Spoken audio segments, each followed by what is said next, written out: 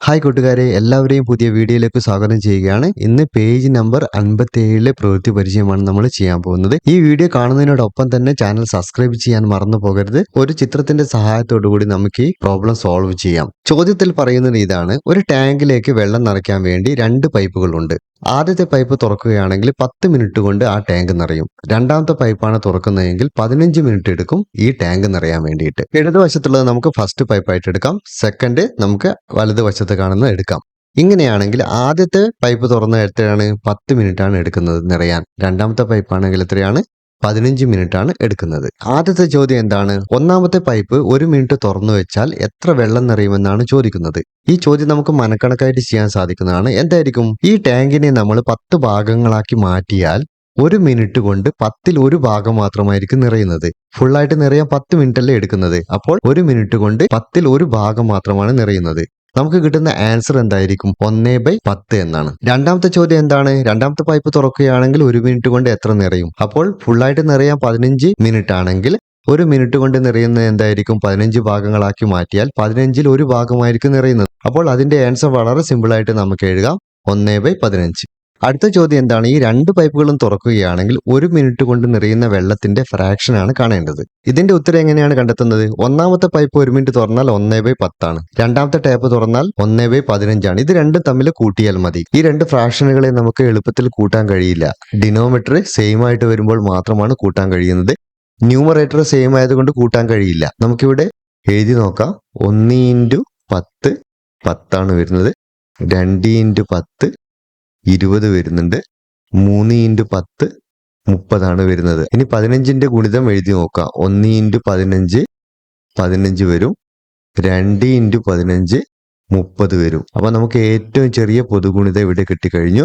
രണ്ടും 30 അപ്പൊ ഇതിനെ എങ്ങനെ മാറ്റി എഴുതാൻ കഴിയും? 1/10 പ്ലസ് 1/15 ഈക്വൽ ടു എന്താണ്? ഇവിടെ 30 വരണമെങ്കിൽ 3 കൊണ്ടാണ് ഗുണിക്കേണ്ടത്. അപ്പോൾ 1 × 3 ഡിവൈഡഡ് ബൈ 10 × 3 പ്ലസ് അടുത്തെന്താണ്? 15നെ 30 ആവണമെങ്കിൽ ഇവിടെ എത്രയാണ്? 2 × 15 ആണ് 30 അല്ലെ? മുകളിലും താഴെയുമായിട്ട് 2 കൊണ്ട് ഗുണിക്കണം.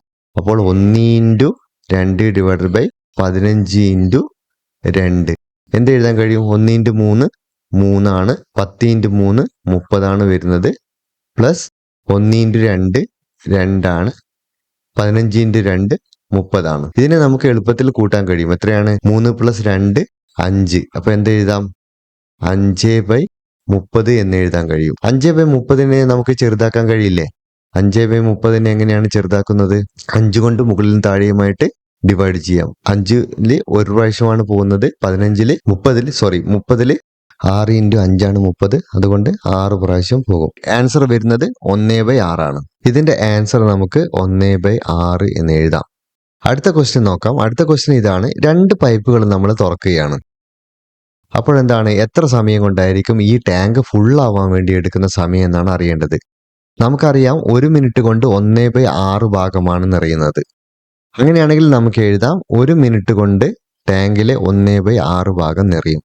2 മിനിറ്റ് കൊണ്ട് ടാങ്കിലെ 2/6 ഭാഗമായിരിക്കും നിറയുന്നത്. 3 മിനിറ്റ് ആകുമ്പോഴോ ടാങ്കിലെ 3/6 ഭാഗമാണ് നിറയുന്നത്. 4 മിനിറ്റ് കൊണ്ട് 4/6 ഭാഗം നിറയും. 5 മിനിറ്റ് കൊണ്ട് 5/6 ഭാഗം നിറയും.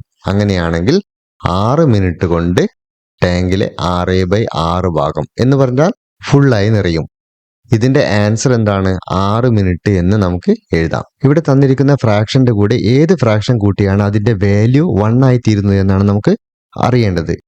അപ്പോൾ നമുക്ക് മനസ്സിലാക്കേണ്ട ചില കാര്യങ്ങളുണ്ട്. എന്താണ്? 1/1 ആകുമ്പോഴാണ് ഇതിന്റെ വാല്യൂ 1 ആകുന്നത്. അതേപോലെ തന്നെ 2/2 ആകുമ്പോഴാണ് ഇതിന്റെ വാല്യൂ 1 ആകുന്നത്. അതേപോലെ നമുക്ക് ഏത് സംഖ്യയാണോ ഡിനോമിനേറ്റർ വരുന്നത് അതേ സംഖ്യ തന്നെ ന്യൂമറേറ്റർ വരുമ്പോഴാണ് അതിന്റെ വാല്യൂ 1 ആവുന്നത്. ഇനി നമുക്ക് ആദ്യത്തെ ക്വസ്റ്റ്യൻ ചെയ്യാം. നമുക്ക് ആദ്യത്തെ ക്വസ്റ്റ്യൻ ചെയ്ത് നോക്കാം. 2/7 ആണല്ലേ? ഇതിന്റെ കൂടെ ഏത് ഫ്രാക്ഷൻ ആണ് ആഡ് ചെയ്താൽ വാല്യൂ 1 കിട്ടുന്നത് എന്നാണ് അറിയേണ്ടത്. അപ്പൊ നമുക്ക് എന്ത് ചെയ്യാം? ഡിനോമിനേറ്റർ 7 തന്നെ എഴുതാം. അടുത്തതായി ന്യൂമറേറ്ററിന്റെ കൂടെ എത്ര കൂട്ടിയാലാണ് 7 കിട്ടുക എന്നാണ് നമ്മൾ നോക്കേണ്ടത്. 5 കൂട്ടിയാലാണ് 7 കിട്ടുന്നത്. അപ്പോൾ ഇവിടെ എന്ത് കിട്ടും? 2 + 5 ഡിവൈഡഡ് ബൈ 7. എന്താണ് 7/7. അപ്പോൾ വാല്യൂ 1 കിട്ടി. ആൻസർ നമുക്ക് കിട്ടിക്കഴിഞ്ഞു. ഇനി നമുക്ക് അത് ഇവിടെ എഴുതാം. 2/3 പ്ലസ് 5/7 ആണ് 1 ആവുന്നത്. രണ്ടാമത്തെ ക്വസ്റ്റ്യൻ ആണെങ്കിൽ 4/7 ആണ്. ഇതിന്റെ കൂടെ എന്താണ് കൂട്ടേണ്ടത്? 7 നമുക്ക് ഡിനോമിനേറ്റർ എഴുതാം. 4ന്റെ കൂടെ 3 കൂട്ടിയാലാണ് 7 ആവുന്നത്. അപ്പോൾ എങ്ങനെയാണ് കിട്ടുന്നത്? 4 plus 3 divided by 7 equal to 7/7. ഇവിടെ എന്താണ് ആൻസർ വരുന്നത്? 3/7 ആണ്. അടുത്ത ക്വസ്റ്റ്യൻ നമുക്ക് എഴുതി നോക്കേണ്ട ആവശ്യമില്ല. ഡിനോമിനേറ്റർ 8 തന്നെയായിരിക്കും. 3ന്റെ കൂടെ 5 കൂട്ടിയാലാണ് 8 കിട്ടുന്നത്. അതേപോലെ തന്നെ അടുത്ത ക്വസ്റ്റ്യൻ നോക്കുകയാണെങ്കിൽ ഡിനോമിനേറ്റർ 10 തന്നെ എഴുതാം. 3ന്റെ കൂടെ 7 കൂട്ടിയാലാണ് നമുക്ക് 10 കിട്ടുന്നത്. ഈ പേജിലെ എല്ലാ ചോദ്യങ്ങൾക്കും ഉത്തരം കണ്ടെത്തി കഴിഞ്ഞു. കൂട്ടുകാർക്ക് എന്തെങ്കിലും സംശയമുണ്ടെങ്കിൽ കമന്റ് ചെയ്യാൻ മറക്കരുത്. വീഡിയോ ലൈക്ക് ചെയ്തോളൂ. കൂട്ടുകാർക്ക് ഷെയർ ചെയ്ത് കൊടുത്തോളൂ. മറ്റൊരു വീഡിയോയുമായി വീണ്ടും കാണാം. ബൈ.